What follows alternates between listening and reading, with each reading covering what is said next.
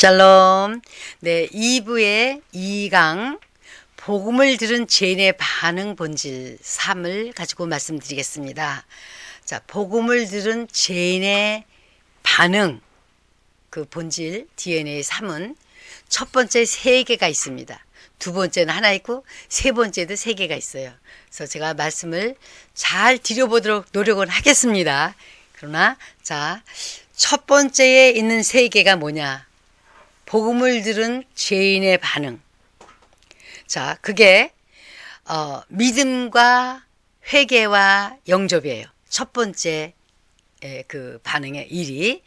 그러면 이 믿음과 회개와 영접을 하려면 누군가가 뭐 전도지를 통해서든지 어떤 전도를 통해서든지 또 어떤 초청을 받아가지고 어떤 무슨 계기를 통해서든지 누구에게 복음을 들었든지 하여튼 그렇게 듣고 첫 번째가 뭐예요? 네, 첫 번째가 이제 믿는 거예요. 하나님과 예수를 믿게 되는 거죠. 그 다음에 두 번째 그 복음을 들은 죄인의 그 반응이 안에서 뭐가 일어납니까? 첫 번째 믿음이고 두 번째는 회개가 일어나. 아, 예수님이 복음을 읽다 보면 예수님의 죽음도 들어야 되고 죽음 장사 부활을 들어야 되잖아요. 그러니까 아, 예수님이 죽음 그거는 내 죄를 위해서 돌아가셨구나. 그 내 죄를 위해 돌아가시기 때문에 내가 죄를 회개해야 되겠구나 해서 죄를 회개를 하게 됩니다. 그리고 그것만 가지고 또 안 되거든. 믿고 회개하는 것만 가지고도 안 되거든요. 그러니까 뭘 해야 돼요? 그 이름을 영접해야지만이 하나님의 자녀가 되는 권세를 누릴 수가 있어요. 그래서 그러므로 믿음은 어떻게 해요? 누가 들려주는 자가 있어야 됩니다. 믿음은 들음에서 나며 들음은 네 그리스도의 말씀으로 말미암았느니라고 로마서 10장 10절 말씀하고 계시잖아요. 그럼 그 믿음이 이제 그럼 첫 번째는 이제 이렇게 복음을 들으니까 이제 믿음이 생긴 거. 그 믿음이 그 죄인의 그 반응이란 그 믿음을 이제 나오는 건데 복음을 들은 죄인이 하나님의 사랑에 감동되어서 반응하는 거예요. 이 속에서 또 반응해요. 진심으로 반응하게 되는 거예요.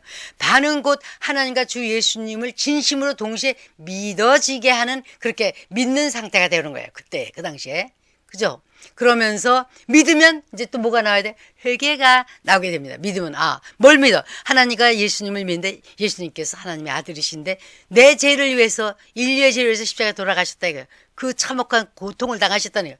그럼 내 죄를 위해서 나는 뭐를 해? 난 가만히 있는 게 아니라 나는 내 죄를 회개하고 그분을 믿고 내 죄를 회개하고 또 그것만 해도 돼. 믿고만도 안 돼요. 믿는 것만도 안 돼요.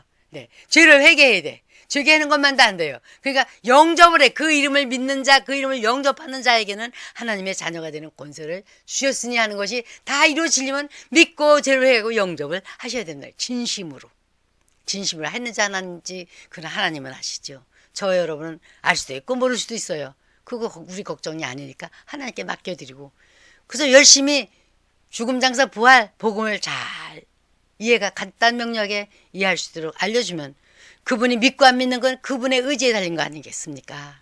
그죠? 그리고 그분의 의지에 달려서 그분이 믿고 회개하고 영접을 할 때에 하나님의 자녀가 하나님 나라가 임하게 되는 역사가 일어나는 것입니다. 그래서 하나님 아버지가 그분의 아들 예수 그리스도를 믿고 주 예수님의 이름을 자기의 그 중심 속에 영접해서 제사함을 받고 진심으로 그렇게 했을 때 하나님과 자녀가 된다 그랬습니다. 그래서 믿음으로 하나님의 자녀가 된 것은 온전히 그분의 은혜로 된 거지 자기의 의로 된 것이 아니에요. 그래서 그 구원은 은혜로 이렇게 하나님께 은혜로 주신 것이지 내가 잘나서 내가 믿음이 있어서 내가 똑똑해서 내가 뭐 그래도 좀 이렇게 자유의지로 해서 내가 받으려서 구원받아 아닙니다. 할렐루야. 그래서 어떤 일을 해서 그렇게 하는 게 아니에요.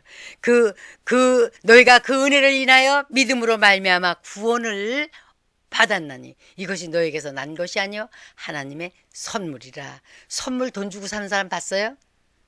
선물 받았는데 돈을 주면 그게 선물이 되겠어요 제대로? 그렇지 않지요. 하나님의 선물, 구원은 하나님의 가장 귀한 선물입니다. 아멘. 에베소 2장 8절 했죠. 그리고 아브라함이 왜 의롭다 그랬습니까? 아직 아브라함은 할례도 받지 않았어요.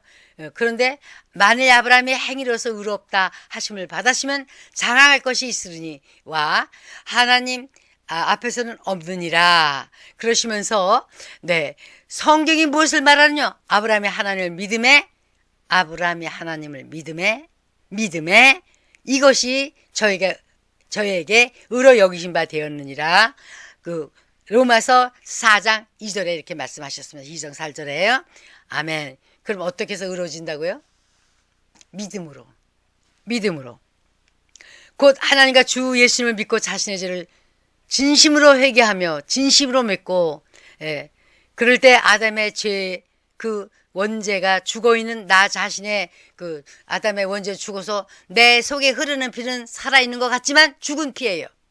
그 죽은 피를 예수님의 생명의 보혈의 피로 변화시켜 주셔서 복귀해 주셔서 살려주시기 때문에 내가 살게 된 것입니다. 어떻게 살았다고요? 어떻게 의로워졌다고요? 내가 죽었어. 예수님 말씀하신 대로 죽은 자들 장사 지내게 하는 것처럼 살아서 멀쩡히 걸어다니고 밥 먹고 자고 다 해도 시집가고 장가가고 다 해도 죽었다는 거예요. 그래서 그 죽은 자가 예수님 그러셨잖아요. 제자 중에 하나가 아버지 장사 지내고 와서 예수님 쫓겠다니까 그럼 죽은 자들이 죽은 자 장사 지내 내버려둬라. 너는 내 일을 해라. 나를 쫓으라 그랬잖아요. 그러면 우리가 지금 내가 만약에 하나님 믿지 않고 이렇게 살아있는 상태가 아니라면 하나님의 자녀가 된 상태가 아니라면 난 죽은 자로서 이렇게 말하고 있는 거예요. 말하자면. 그런데 내 죽은 자가 복음을 듣고 흑암에서 탁 튀나왔어. 예수님의 보혈 공로로. 그러니까 내 죽은 피가 살았지만 죽은 피 아닙니까? 그죠? 근데 예수님의 살아있는 그 피로 보혈 피로 생명의 피로 내 피를 변화시켜 주셔서 내가 살았어요. 살아니까 하나님의 자녀로 복귀가 된 거 아니겠습니까? 할렐루야. 이해가 되십니까? 기도하세요. 이해 안 되면 또 들어보시고 기도하세요. 이해가 되실 겁니다. 그래서 예수님의 공로인 십자가 상의 죽음과 장사 부활로 다 이루어 주신 것입니다.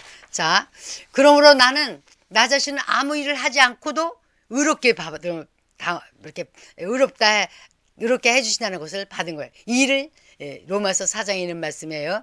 일을 아니할지라도 경건하지 않은 자를 의롭다 하시는 일을 믿는 자에게는 그의 믿음을 의로 여기시나니 행한 일이 없이 하나님께 의로 여기심을 받는 사람의 복에 대하여 다윗이 말한 바 불법이 사함을 받고 죄가 가리워짐을 받는 사람들은 복이 있고 주께서 그 죄를 인정하지 아니하실 사람은 복이 있도다 한것 같으니라. 로마서 4장에 있는 말씀입니다. 그러면 믿음의 열매는 뭡니까? 그러면 믿음의 열매는 구원이에요. 할렐루야. 행함으로 구원받는 것이 아닙니다.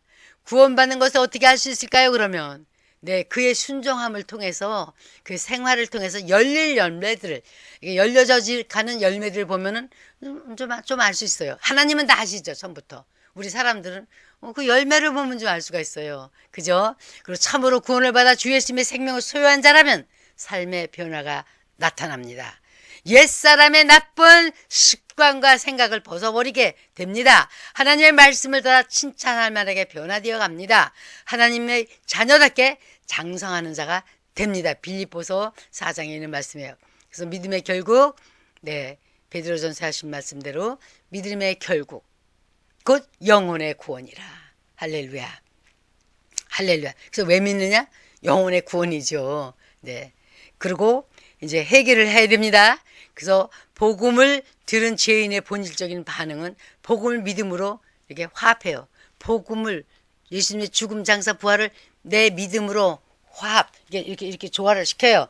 그래야 영향력이 있습니다. 그렇지 않으면 그 복음을 듣고 믿음으로 이렇게 화합지 않으면 이렇게 유익함이 없다. 그래서 복음을 듣고 믿음으로 화합하지 않으면 유익함이 없다고 말씀하셨습니다. 그 말씀이 여기 보면은 히브리서 4장에 있는 말씀이에요. 그들과 같이 우리도 복음을 전함을 받은 자이나 그 들은 바 그 말씀이 그들에게 유익되지 못한 것은 듣는 자가 믿음을 결부시키지 아니함이라 화합하지 아니함이라 이렇게 성경은 말씀해주고 계십니다. 그래서 그러면 그 첫 번째 복음을 들은 죄인의 반응에 또 세 개가 있는데 첫 번째는 세 요소가 들어있어요. 믿음, 회개, 그리고 영접이 있다 그랬죠. 그럼 회개에 대해서 드리겠습니다. 회개. 뭘 회개할까요? 가만히 생각해보면 나 그렇게 나쁜 사람 아닌데. 나는 막 천하의 그냥 죄인 중에 죄인입니다. 막 가슴을 치는 사람도 있겠지만은 하나님 앞에서 보면 크든 작든 다 죄인이에요. 그러면 우리 십계명을 통해서 빨리 볼 수가 있어요. 하나님의 다른 신을 섬긴 죄. 네. 하나님의 다른 신, 하나님 믿지 않고 다른 신 섬긴 죄. 그 죄예요. 그거 회개해야 됩니다. 그 믿음으로 하나님 믿지 않고 불순종한 죄들을 회개해야 된다는 거예요. 그리고 또 뭐예요? 네, 우상 숭배한 죄, 하나님 외에 다른 것을 더 사랑하고 섬긴 우상죄예요. 네, 그것이 우상죄라고 합니다. 또 하나님의 이름을 망령되이 일컫다. 근데 하나님의 이름도 모르는데 어떻게 망령되이 일컬어요, 그죠? 그냥 이름도 몰라, 그냥 이름도 몰라. 그러니 그 이름을 지금 우리는 압니다. 예. 오늘날 신약에는 예수와 예수, 주 예수 그리스도, 구약에는 야훼, 여호와, 많이 있지만 대표로 볼 적에 예수님도 대표할 때 하나님의 아들, 인자, 양의 문, 참포도나무, 그렇게 있지만은 우리가 예수 아들을 낳으려는 이름을 예수로 알고 있습니다. 구약에도 많이 여러 개 있지만은 야훼, 아도나이, 그래서 우리가 야훼, 여호와 하나님으로 알고 있습니다. 자, 그 다음에 일주일에 한 번은 쉬면서, 그게 안식일 날이죠. 쉬면서 이렇게 참 하나님을 경배하며 하나님의 말씀을 상고하며 이렇게 우리 몸을 쉬어주는 거예요. 그리고 하나님께 이렇게 참 거룩한 이렇게 하나님의 말씀을 공부하고 이렇게 교제하고 이렇게 해야 되는데, 이거 일주일에 한 번 쉬는 건 둘째 쳐놓고 꼭 또 새벽부터 일주일, 영어로는 7/24 그래요. 7일 동안 24시간 그렇게 바쁘게 돌아가요. 세븐일레븐이 그렇게 열죠. 7/24 그러죠.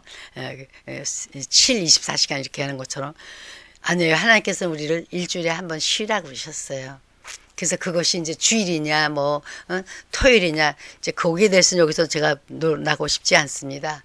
그래서 어느 날이든 참 시간을 정해신 대로 그렇게 예배 드리시면 됩니다. 우리가 다 같이 모이기 좋은 시간에. 그리고 또 주일은 또 주님께서 부활하신 날을 기념하기 때문에 또 초대교회에서도 토요일도 드리고 또 첫째 날 주일날도 드렸어요.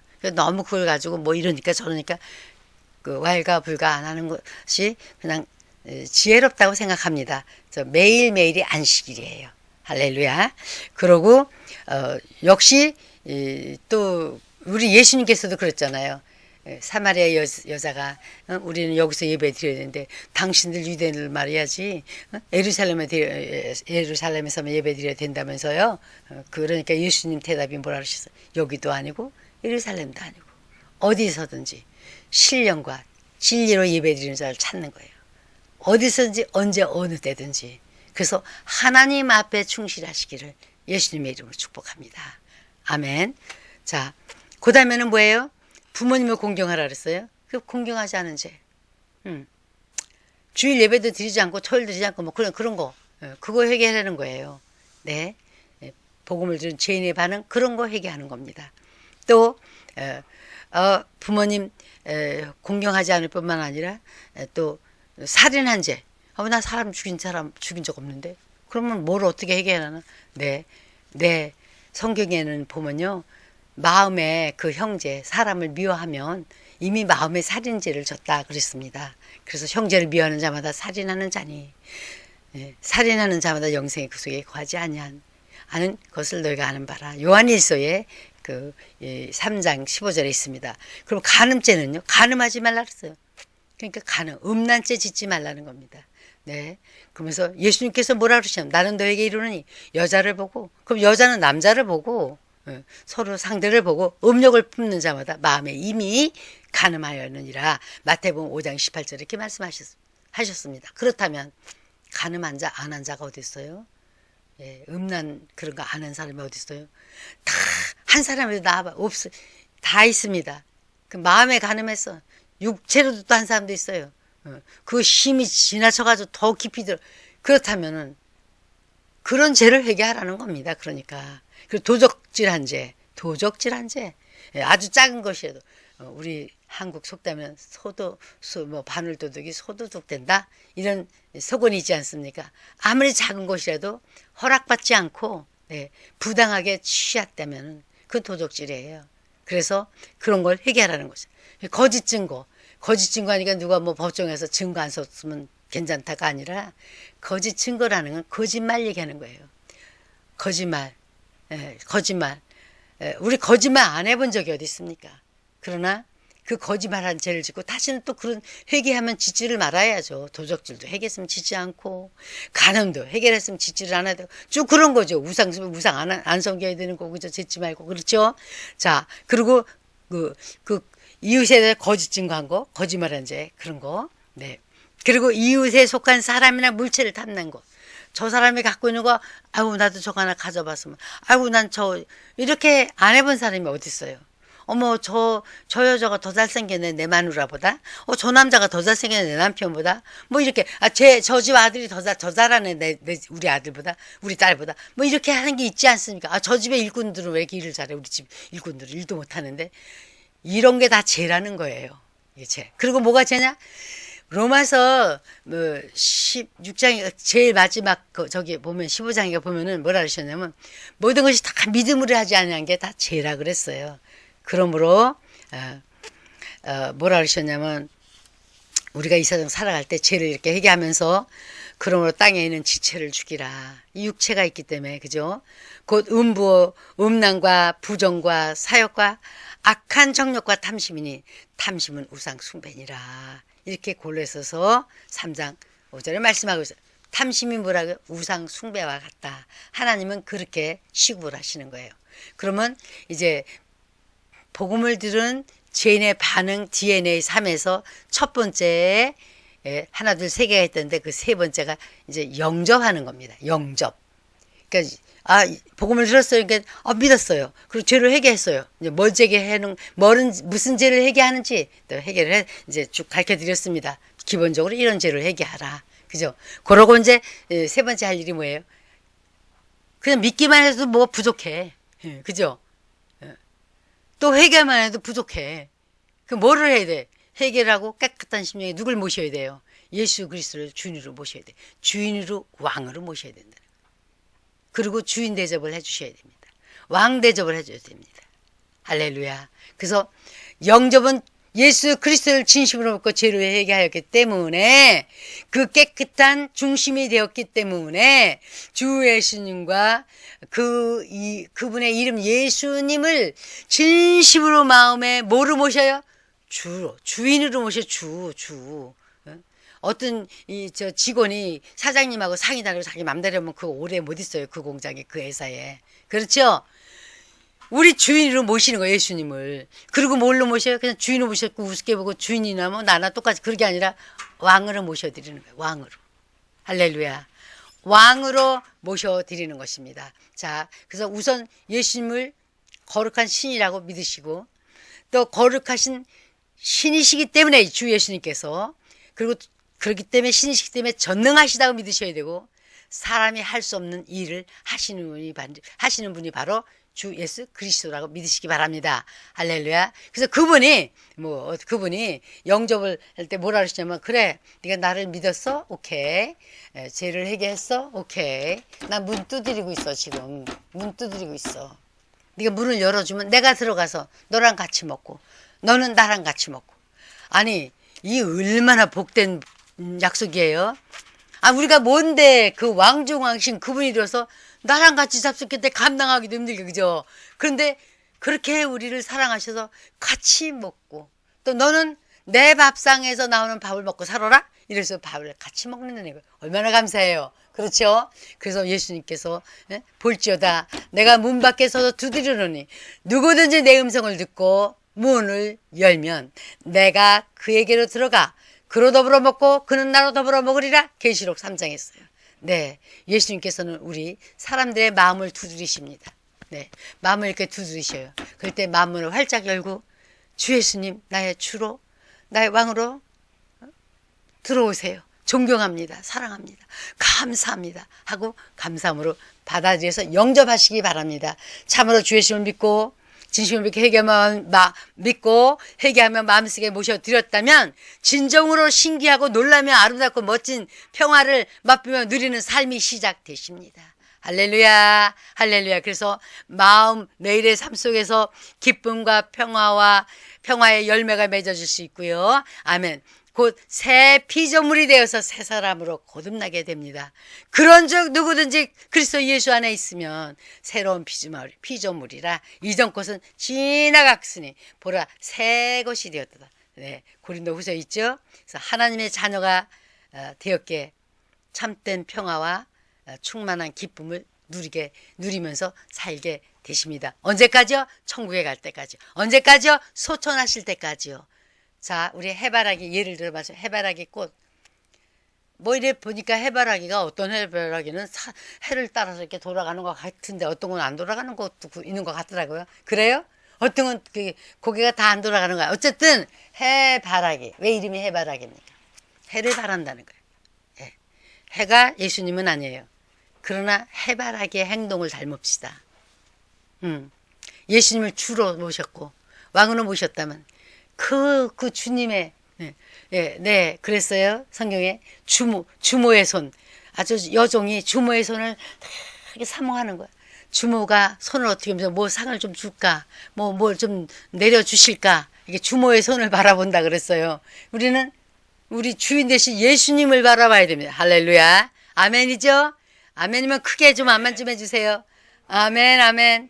네, 할렐루야. 네, 주님만 바라는 해바라기가 되시기를 예수님의 이름으로, 주님 바라기 되시기를 예수님의 이름으로 축복합니다. 감사합니다. 할렐루야. 샬롬 어게인 2부에 이어서 계속 복음을 들은 죄인에 대한 반응에 대해서 나가는데 이제 죄인의 반응 두 번째로는 첫 번째는 세 개가 있었어요. 믿고 회개하고 영접하는 거. 두 번째는 이제 침례를 받아야 돼요. 왜냐하면 많은 사람들이 제가 이렇게 많은 곳에서 이렇게 일어나는 일을 보면은 그냥 그냥 믿기만 하면 그냥 오케이 구원받았다 그럽니다. 그러나 그것만으로는 부족해요. 믿었으면요 회개를 해야 돼요. 회개를 하고 예수님을 또 영접해야 돼요. 그래서 이 회개하는 심령에 예수님이 들어오실 수 없거든요. 깨끗한 거룩하신 하나님은 깨끗한 데만 들어가시잖아요. 근데 어떻게 회개하지 않은 심령에 믿었다고 그냥 예수님이 영접한다고 들어가나요? 이게 막 그래요. 또 영접한 것까지도 또 되는데 또 그 후에 침례, 이제 자녀가 됐으면 이제 자녀로서 순종하는 걸 가르쳐야 되거든요. 그 첫 번째 순종이 침례거든요. 침례를 받고 또 이제 성령, 예수님 부활하셨으니까 부활 생명을 소유하고 성령 충만해 가지고 증인의 삶까지 살아야 이제 하나님의 자녀다운 삶을 살 수 있는 건데요. 그래서 거기에 이제 이 침례에 대해서 말씀드립니다. 침례는 교회 예전에 들어갑니다. 교회에서 예선을 두 개가 있는데 하나는 침례식과 주만찬식이에요. 그래서 이 침례는 예수님의 명령이십니다. 대사명에 그렇게 나오죠. 너희는 가서 제자를 만들고 침례를 베풀며 그러셨습니다. 그래서 그 침례를 받을 것인가 말 것인가 하는 거는 논할 문제가 아니에요. 그거는 뭐 기도할 문제도 아니고 논할 문제도 그냥 받는 거예요. 왜? 예수님을 믿고 하나님께 예수님을 믿고 죄를 회개하고 영접했기 때문에 자녀가 됐거든요. 자녀가 되는 거에 이 침례를 제사함을 받는데 씻는 그 예식을 상징하는 것입니다. 그래서 첫 번째 순종으로 들어가는 거예요. 받으면서. 그래서 주 예수님을 믿는다면 반드시 순종함으로 이렇게 받으셔야 됩니다. 침례의 의미는 이렇습니다. 예수님의 죽음과 또 장사와 부활인데 함께 죽고 함께 장사되고 함께 부활함을 의미해요. 그냥 얼마나 좋은 뜻인데요. 그래서 성경의 로마서의 6장에 이랬습니다. 무릇 그리스도 예수와 합하여 세례, 즉 침례를 받은 우리는 그의 죽으심과 합하여 침례를 받은 줄 알지 못하느냐. 그래서 그러므로 우리가 그의 죽으심과 합하여 침례를 받음으로 그와 함께 장사되었나니. 이는 아버지의 영광으로 알미암아 죽은 자 가운데서 살리심과 같이 우리로 또한 새 생명 가운데서 행하게 하려 하심이라. 그래서 그의 죽으심과 같이 연합됐으면 나중에 우리 부활 때도 같이 연합된다 이거예요. 아까도 말씀드렸듯이 네, 예수님의 그 오실 적에 하나님의 아버지의 뜻은 예수님께서 하나도 버리지 않냐고 이렇게 하나도 이렇게 잃지 아니하고 마지막 날에 그를 다시 살리는 거다. 그 영생을 이렇게 하는 거라 그랬거든요. 그래서 우리가 그와 함께 연합하자로 영생을 얻어서 천국에서 영원히 살 수 있는 겁니다. 그래서 침례는 반드시 주 예수님을 믿는 자에게만 베풀어야 돼요. 믿지 않는 자에게 침례를 줄 수가 없어요. 그래서 유아 세례를 우리는 성경에서 찾아볼 수가 없는 듯이 꼭 반드시 예수님을 믿고 죄를 회개하고 영접한 자에게 하나님의 자녀가 된 자에게 침례 세례를 베풉니다. 침례 왜 침례라느냐? 물속에 침수했다서 침례라는 거예요. 성경에 그러면 왜 침수했느냐? 네. 그래서 오리지널 침례의 오리지널 따진다면 누구냐면 JJJ 그럽니다. 그때도 말씀드렸듯이 요르단 지저스 예수님 조르단 아니면 잔 요한 침례 요한 이렇게 얘기듯이 그렇게 얘기를 하는데 그거는 그냥 사람들 하는 얘기고요. 어쨌든 성경에는 완전히 물속에 물이 많아야 된다 그랬어요. 조금이 아니라 물이 많은지라. 그래서 이렇게 침례 받는 베푸는 역사를 볼 수가 있습니다. 그래서 믿지 않은 사람을 우리가 침례 줄 수가 없습니다. 그리고 또 베드로가 뭐라 그러셨냐면 사도 베드로가 가로되 너희가 회개하여 각각 예수 그리스도의 이름으로 세례 침례를 받고 죄사함을 얻으라. 죄사함을 받으라. 그래야만 성령의 선물을 받으리니 이게 성경적으로 볼 때는 우리가 주 예수 그리스도의 이름으로 침례를 받고 그것이 뭐냐? 죄사함을 얻는 이름은 예수 그리스도밖에 없거든요. 제사함을 받게 하는 회개가 예루살렘에서부터 나간다고 누가복음 22장에 말씀하셨잖아요. 그래서 제사함을 받으라 그랬어요. 뭐로? 주 예수의 이름으로 침례를 받고 그러면 성령을 선물로 받으니 성령을 사는 것도 아니고 노력해서 얻는 것도 아니고 이건 그냥 선물로 받는 거예요. 하나님의 은혜로 살려주시는 영으로 하나님의 살려주시는 영으로 우리 죽은 영을 살려주시는 그러한 역사가 일어나는 겁니다. 그걸 더 확실하게 아주 뜨겁게 권능을 받게 해주시는 겁니다. 감사합니다. 그래서 예수님의 장사는 믿는 자의 침례를 의미합니다. 그 장사 세례가 그리고 그 예수님의 침례는 예수님께 위하여 죄를 위해서 죽은 자라서 죄를 장사 지내는 의미의 예식이에요. 내가 죽었잖아요. 죄를 회개해서 죽었어요. 예수님 죽었으니까 나는 내 죄 때문에 죽으셨으니까 나는 내 죄를 회개한단 말입니다. 그게 내 죽은 상태라고요. 그러니까 영접해서 하나님의 자녀가 됐지만 믿고 죄를 회개한 상태가 죽은 상태예요. 그래서 바로 영접을 해서 하나님의 자녀가 된 상태에서 이제 침례를 받음으로 이렇게 그 장사를 지내는 것이다. 이렇게 했어요. 그래서 너희가 세례로 즉 침례로 그리스도와 함께 장사되고 또 죽은 자들 가운데서 그를 힘입어 그를 일으키신 하나님의 역사를 믿음으로 말미암아 그 안에서 함께 일으키심을 받았다. 이제 부활하심을 받았다. 살아났다. 이렇게 부활 생명을 이렇게 또 말씀하시는 거죠. 침례는 받는 것은 복음을 믿는 자들이 마땅히 해야 할 공개적인 첫 번째 순종의 모습입니다. 그래서 그 순종의 모습이 그냥 참 이렇게 몸을 이렇게 완전히 물에 잠그고 잠깐 1초 동안 잠갔다가 1초, 2초 담갔다가 물 위로 올라오는 것입니다. 그래서 예수님께서 이 예전을 하셨습니다. 왜? 의를 위해서 하나님의 의를 이루기 위해서 허락하라. 예수님이 좌한한테 왔어요. 요한 침례 요한에게 왔어요. 그러니까는 내가 당신에게 침례를 받아야 되는데 나가 침례를 베풀어야 되겠냐니까 아니다. 허락하라. 그러시면서 뭐라 하시면 예수께서 대답하여 이르시되 이제 허락하라. 우리가 이와 같이 하여 모든 의를 이루는 것이 합당하니라 하시니 이에 요한이 허락하는지라. 그래서 이것이 마태복음 3장 15절에 있는 말씀입니다. 그래서 이제 또 보면은 그 침례 받는 것에 대해서 이렇게 보면은 그 오순절 날 그 많은 사람들이 그날 침례받은 사람이 3,000명이나 되거든요. 3,000명 정도나 되거든요. 근데 그날 그 대표로 질문을 했습니다. 형제들아, 우리 어떻게 할꼬? 어떻게 하면 좋겠습니까? 베드로가 탁 나서서 대답을 했죠. 그런즉 온 이스라엘 알으라면서 예수에서 막 설교를 했습니다. 그러면서 당신들이 이 그리스도 예수를 메시아를 죽였다 이렇게 하면서, 그래서 그럼 어찌할꼬? 그 우리 어떻게 하면 좋아? 그러면 그러니까 그럼 믿어라, 믿기만 해라 그러질 않고요. 뭐라냐면 이미 믿는 상태예요. 그들은 이미 마음의 회개를 하고 있어요. 그러니까 베드로가 뭐라 그랬어요?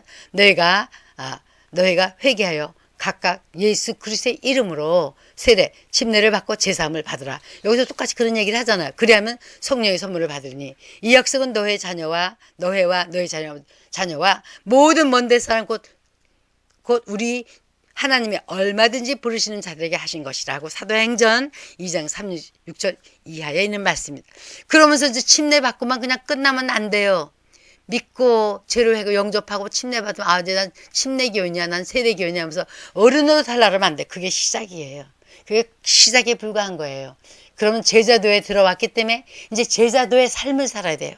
크리스찬의 삶을 살아야 돼요.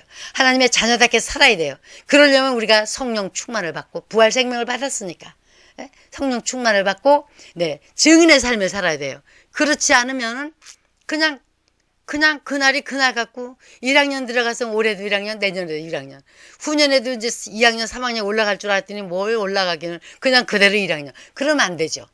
그래서 우리가 이렇게 제자도의 삶에 들어갔으면 이제 제자를 만들어 가르치는 그런 선생이 마땅히 선생이 되어야 할 것인데 이렇게 말씀도 성경에도 하고 계십니다. 그래서 또 여러 말로 확증하며 권하여 이르되 너가 이 패역한 세대에서 구원을 받으라니 그 말을 받는 사람이 그날 신도 3,000이나 됐다.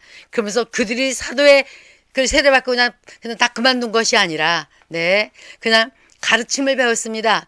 그들이 사도의 가르침을 받아 서로 교제하고 떡을 뗀다는 것은 이제 음식 같이 먹는다는 거죠. 오로지 기도하기를 힘쓰니라. 그래서 우리가 기도를 해야 됩니다. 아주 간절히 하나님께 마음을 통하는 기도. 기도는 숨을 쉬는 거예요. 하나님 앞에 우리가 이 세상에 숨 쉬지 않으면 어떻게 삽니까? 혹시 물고기가 말이에요. 물 떠나서 살 수 있는지 난 몰라요. 그러나 우리 하나님의 자녀들이 기도 끝이고 살 수 없습니다. 그래서 우리는 수시로 기도해야 되고 수시로 숨을 쉬어야 되듯이 수시로 기도하며 정말 긴급한 일 때 그냥 하나님께 금식도 하며 철야도 하며 매달리며 소리도 지르며 머리가 무릎에 들어가서 엘리야 선지자처럼 그렇게 간절히 기도할 수도 있습니다. 새벽 미명에도 기도할 수 있습니다. 그러나 너희 중에 즐거워하는 자가 있느냐? 찬송하라. 고난당하는 자가 있느냐? 너는 기름을 부으면서 올리브 기름 바르면서 기도를 서로 병 낫기 위해 기도하고 문제가 해결되기 위해서 기도하라 그랬습니다. 그래서 우리가 그렇게 기도의 생활을 해야 됩니다. 그래서 제 모든 죄를 장사하는 세례, 장사 지내는 거예요.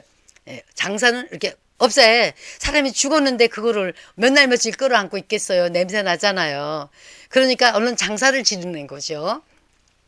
세례, 침례를 장사 지내는 것에 성경은 비유하고 있습니다. 너희가 세례로 그리스도와 함께 장사되고 또 죽은 자들 가운데서 그를 일으키신 하나님의 역사를 믿음으로, 그래서 우리도 같이 그 안에서 이제 함께 일으키심을 하시겠다 이렇게 하시지 않습니까? 또 하나 침례 받는 것, 세례 받는 거 아주 중요한 거. 세례라기보다는요, 그 세례가 번역은 잘 됐어요. 씻을 새, 예식 예거든요. 우리가 이게 씻는 거예요. 씻는 거. 죄를 씻는 거. 죄를 씻으라 그랬잖아요. 죄를. 그렇죠? 그건 맞는데 그 형식은 어떻게 하냐. 물속에 들어가더라 이거예요. 그래서 침수레냐 관수레냐. 침수레 물에 싹 들어가는 거. 관수레 물을 이렇게 바깥으로 퍼붓든지 퍼붓는 거. 살수레 하면 또 이렇게 물을 뿌리는 거. 글쎄 관수레고 살수레고 성경에는 못 찾습니다. 몰라요. 그는 다른 데 정결케 할 때 뿌리고 물 뿌리고 이런 거 있는데, 이 침례를 받으라는 그 침례 받을 때 뿌리는 거는 성경에서 못 찾아봤습니다. 물이 많아서 물에 들어갔다 나오는 건 있어요. 이왕이면 하나님이 그걸 기뻐하시고 그걸 해드리는 게 낫지 않습니까? 낫게 아니라 그렇게 순종하는 것이 원칙이 아니겠습니까? 그리고 그래서 그렇게 또 침례를 받으면 뭐라 그러셨냐면 새 옷을 입혀주신대요. 근데 무슨 옷을 입힐까요? 색동저고리 입힐까요? 한국식으로? 글쎄, 아주 설날 색동저고리 입히는 게 그게 아니고 그 옛날에 색동적으로 입혔잖아. 귀한 아들, 딸들에게는. 근데 예수님의 옷을 입혀주, 예수님으로 옷을 입혀주신대요. 그래서 새 옷을 입혀주는데 뭐라고 그러시냐면 너희가 다 믿음으로 말미암아 그리스도 예수 안에서 하나님의 아들이 되었으니 뭘로 하나님의 아들이 되었다고? 믿음으로. 그럼 믿으면 뭐가 있어요? 믿음, 회개, 영접. 그 다음에 침례를 받는 거예요. 이제 침례를 받으니까 누구든지 그리스도와 합하기 위하여 세례, 침례를 받은 자는 그리스도로 옷 입었느니라. 갈라디아서 3장 26절 이하에는 말씀이에요. 그럼 무슨 옷을 입었을까? 예수님 옷은 어떻게 생겼을까? 처음 가면 보면 알겠죠. 지금은 뭐 그냥 그러신다 그러니까 그런 것보다 옷을 입었나 보다. 구원의 옷, 네, 흰 옷, 흰 두루마기, 네, 깨끗이 씻고 흰 두루마기 입혀주셨다고 생각합니다. 영적으로. 그죠? 그 뭐 거기다 성경에 내가 너희들 이렇게 흰 두루마기 입혀줬어 그렇게 안 하셔도 내 죄를 씻고 깨끗하게 상징하는 걸 받았으니까 제사 받았으니까 이제 새 옷을 예수님의 옷으로 흰 옷으로 입혀주셨구나. 예수님이 또 양이라 그랬으니까 예수님의 양가죽으로 네, 아담과 하와를 양가죽으로 옷을 입히는 것 같은데 네, 그 피로 제사 지내주고 죄를 지면은 임시보관으로 이렇게 임시방편으로 하나님 그렇게 하셨죠. 예수님 보혈이 올 때까지 예수님이 보혈 십자가에서 질 때까지 그죠? 그렇지만 어쨌든 뭐 예수님 가죽 옷을 양가죽 옷을 입혀주 나 몰라요. 그거 몰라도 괜찮고 하여튼 예수님으로 옷을 입은 것만 더 할렐루야. 그렇죠? 그래서 그래서 예수님이 뭐라 그러셨어요? 구약의 마침이 됐어요. 구약의 모든 율법을 다 이루시고 율법의 모든 저주에서 해방을 주신 예수 그리스도 구약에 속하셨지만 그 구약의 마침이 되셨어요. 그러면서 우리에게 새 옷을 입혀 주셨습니다. 그리고 또 하나 마지막으로 여기에 하나님과 주 예수님을 믿는 자에게 침례를 베풀고 또 침례를 또 이렇게 받는 것이 성경적이에요. 그래서 대제사장이 되시는 우리 예수님 그분의 명령이시고 그죠?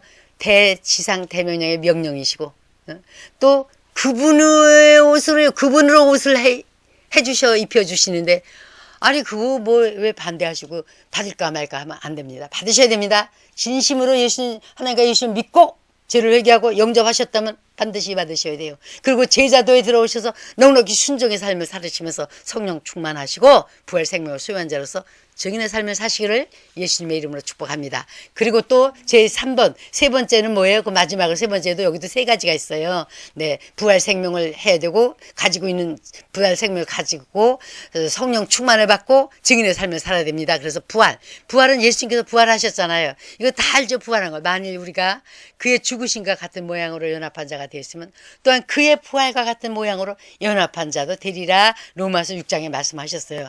그래서 예수님의 그 부활을 통해서 우리가 부활 생명을 소유한 자가 됐습니다. 그래서 어떻게 이사야서 43장 7절에 보니까 우리가 새 사람으로 이제 창정을 받았는데 왜 새 사람으로 창정을 받았나요? 네, 하나님의 영광을 위하여 새롭게 창조된 저와 여러분이 되신 것입니다. 예수님의 옷들을 똑같이 입고 있는 것입니다. 부활 생명을 소유한 자는 그 속에 누가 있어요? 그 속에는 영혼이 주 예수님의 보혈 때문에 살아있어요. 더 이상 죽은 상태가 아니에요. 영으로 눈이 열려서 사람들께 많은 사람 볼 때 나를 볼 적에는 내가 이렇게 청선연색으로 보이는 거예요. 아니면 죽은 상태면 새까맣게 보인다 그러더라고요. 영적으로 보시는 분들이 그런 얘기를 하시는 걸 들었습니다. 제가 아는 어떤 노인 목사님인데 그렇게 예언의 은사를 이렇게 받으신 분인데 이렇게 딱 영을 눈을 보여주니까 그렇게 살아있는 사람, 구원받은 사람은 그냥 정상적인 색깔로 이렇게 보이는데 그냥 말하고 얘기하는데 새카만 사람하고 얘기를 하게 되고 그렇더라는 거예요. 새카만 사람들끼리 서로 얘기하고 주고 사고 팔고 막 왔다 갔다 하고 그러더라는 거예요. 자, 그래서 예수님의 보혈 때문에 살아있기 때문에 그 하나님의 영으로 새 사람 살리는 영이 돼서 영으로 살려주셨기 때문에 우리 영혼이 살아있기 때문에 하나님의 감동을 받을 수가 있는 거예요. 그리고 또 인도하심을 받으시게 하는 거예요. 그래서 성령님의 감동으로, 그래서 성령께서 원하시는 이 육체의 소욕을 쫓지 않고 성령께서 요구하시는 성령의 그 요구에 따라서 우리가 생명 있는 삶을 살아낼 수가 있습니다. 그래서 생명의 법, 육체. 그래서 이런 말씀이 있죠. 네, 이는 예수 그리스도 안에 생명의 성령의 법이 죄와 사망의 법에서 너를 해방하였습니다. 왜? 나를 뭐예요? 사망, 죄와 성령의 법이 죄와 사망의 법에서 나를 해방시켜 주셨어요. 할렐루야.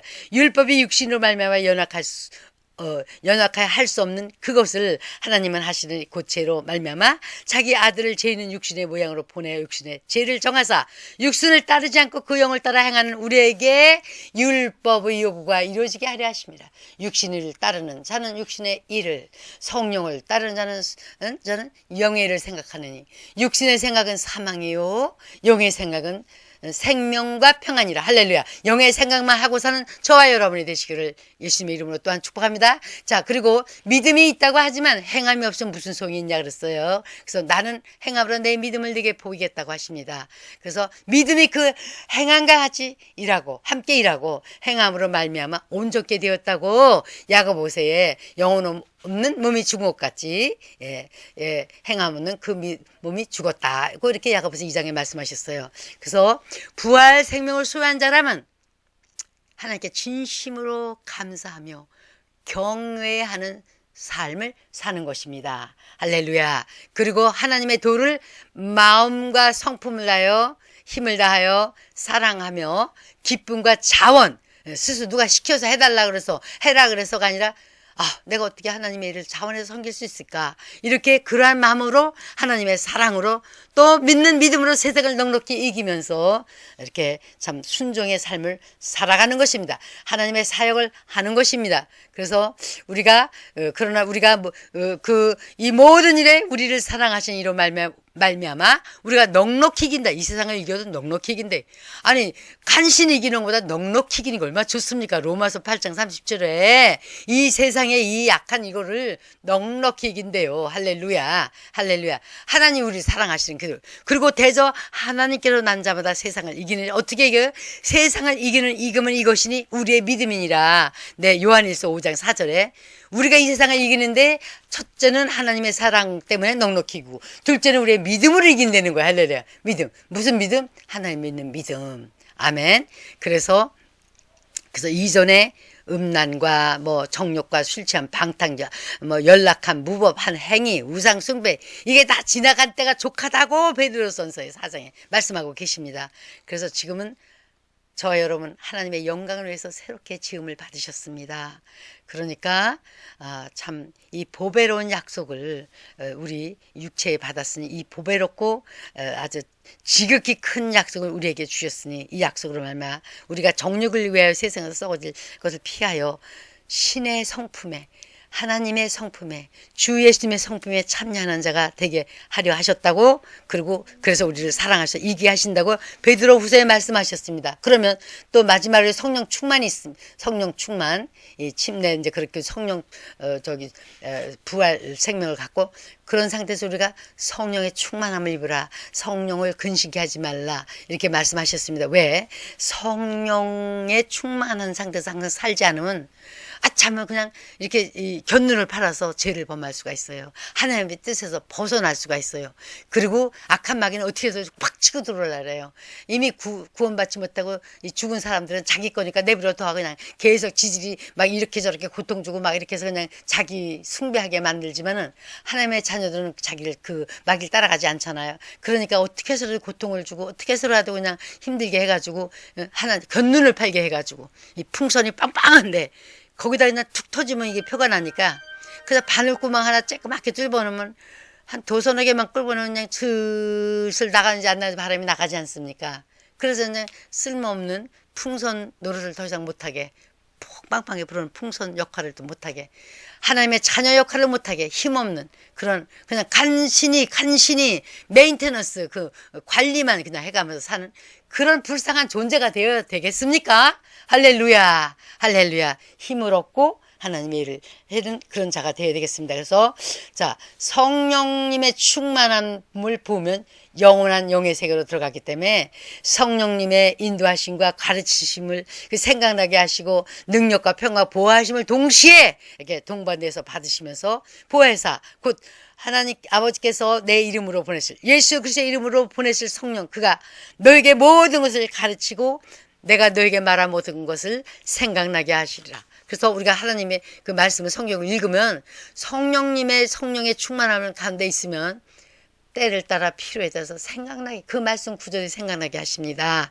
그리고 힘을 주십니다. 아멘. 그리고 평안을 너에게 끼치느니 곧 나의 평안을 너에게 주노라. 내가 주는 평안은 내가 너에게 주는 것은 세상에 주는 것 같지 않냐고 너희 마음에 근심하지도 말고 두려워하지도 말라. 요한복음 14장에 예수님께서 말씀하셨죠. 그래서 성령의 그 충만이 임하면 권능을 받고 죄와 싸워서 모든 일에 범사의 기쁨이 충만하고 자원하여 하나님의 일을 예수님을 사랑하며 일을 할 수가 있습니다. 그래서 주 예수님의 증인의 삶을 살 수가 있어요. 너희는 성령을 받고 네 그렇죠. 예루살렘과 온 유다와 사마리아 땅끝까지 내 증인이더라. 예, 성령을 받아야 우리가 권능을 받고 이렇게 예수님의 증인의 삶을 살 수가 있습니다. 그래서 주 예수님의 증인의 삶이란 하나님을 믿지 않고 주 예수님을 영접하지 않은 불신자들에게 주 예수님의 복음을 전하는 것입니다. 뭐라고요? 증인의 삶은 뭐라고요?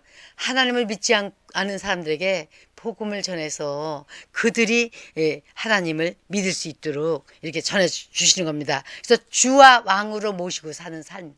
그죠? 내가 복음을 낼 때 믿고 죄를 해하고 주 예수님을 영접할 때 주님으로 왕으로 영접을 했어요. 그래서 불신자들도 또 돌이켜서 불신자들도 믿고 또 회개해서 죄를 회개해서 하나님의 자녀가 되도록 영접하는 걸 도와주는 저와 여러분이 되는 것이 제자의 삶입니다. 성령 충만의 삶이고 증인의 삶입니다. 그래서 소천할 때까지 언제까지요? 그런 일을 해요? 내가 소천할 때까지. 세상에 올 때는 순서가 있지만 갈 때는 순서가 없어요. 나이가 많다고 해서 먼저 가는 법은 없어요. 그러니까 내가 소천할 때까지 언제 갈지 모르지만 늘 언제 갈 준비를 하면서 오늘이라도 간다면 후회 없이 갈 수 있도록 할렐루야. 그러면서 또 예수님께서 다시 공중재림, 시장재림 할 때까지 이렇게 사시는 것입니다. 그래서 할렐루야. 이 복음의 핵심, 복음의 DNA, 그 복음을 들은 죄인의 DNA를 이렇게 설명을 한다고 열심히 노력을 했습니다만 제가 제대로 잘 전달했는지 모르겠습니다. 왜 이런 생각을 하게 되었느냐 하면은 그것이 바로 아버지의 뜻을 행하는 거예요. 그것이 바로 아버지 하나님의 일을 하는 거예요. 예수를 믿게 하는 것이. 다른 거는 다 뭐예요? 그저 관리해 주는 거예요. 메인테넌스. 집을 하나 지었으면 그것이 어디 부서졌으면 고치고 또 어디 이렇게 됐으면 더러워졌으면 청소해주고 이런 걸 메인테넌스라 그러거든요. 관리한다 그러잖아요. 그래서 우리가 믿음을 관리하는 건 어느 정도지만 그거 하면서 거기에만 너무 치중하지 말고 더 치중할 때가 어디라고요? 하나님 아버지의 일은 보내시니 그 예수 그리스도를 믿게 하는 거고 그 믿게 하는 것이 아버지의 뜻을 이루는 건데 그 뜻을 이루는 것이 그날 마지막 날에 영생을 얻고 다시 살려주셔서 영생을 얻는 것이에요. 그래서 이제 예수님의 복음은 죽음 장사 부활. 그러면 나는 믿음과 회개와 영접을 하는데 주와 왕으로 영접해서 내가 영접한 하나님의 자녀가 돼서 첫 번째 순종, 공개적인 순종, 제자도에 들어가는 침례를 제대로 받고 우리 주 예수 그리스도의 이름으로 받고 그리고 생명 부활을 소유한 자로서 성령 충만한 가운데서 증인의 삶을 살아가는 거예요. 메인테넌스 하면서 관리도 하지만 관리를 맨날 관리받나요? 관리에만 신경 쓰나요? 거기만 치중하고 일주일에 내내 관리하는 것만 신경 쓰면 안 되죠. 할렐루야. 그래서 여러분 잘 아시죠? 이제 어떻게 제자도에 들어서 어떻게 살 것을 아시죠? 복음의 DNA 삶 그리고 죄인 복음에 대한 죄인의 반응 이 세 가지를 여러모로 설명을 해드렸습니다. 그렇지 않으면 그날 똑같아요. 믿은 걸로 끝, 또 회개한 걸로 끝, 뭐 영접한 걸로 끝, 침례 받은 걸로 끝. 그럼 좀 더 나가서 이제 성령 충만하면 아이고 뭐 자기 혼자만 성령 받았다고 막 그냥 아니에요. 나누는 삶을 살아야 돼요. 그것이 바로 아버지의 뜻은 우리가 복음을 전해서 다른 믿지 않는 사람, 죽어있는 사람이 살아나게 하는 하나님의 자녀가 되게 하는 그 일입니다. 감사합니다. 열심히 그 일을 우리 소천할 때까지 예수님 다시 오실 때까지 하시겠습니다. 예수님의 이름으로 축복합니다. 아멘. 샬롬.